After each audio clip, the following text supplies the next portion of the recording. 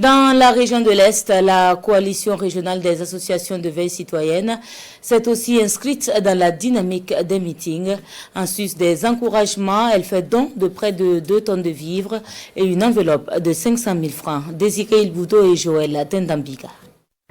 La coalition régionale des associations de la veille citoyenne de l'Est se veut solidaire des forces de défense et de sécurité ainsi que des volontaires pour la défense de la patrie opérant dans les communes de Pama et Kompianga, actuellement confrontées à l'insécurité.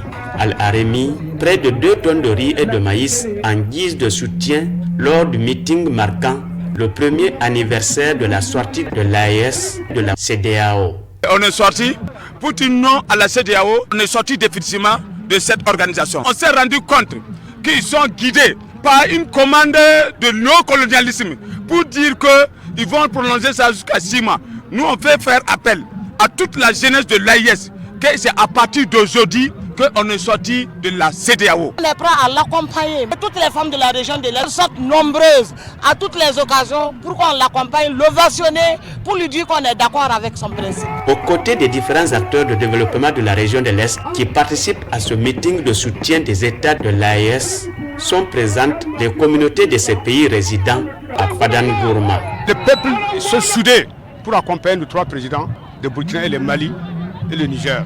Et voilà, on a commencé à voir le développement. Voilà le passeport qui est déjà à jour.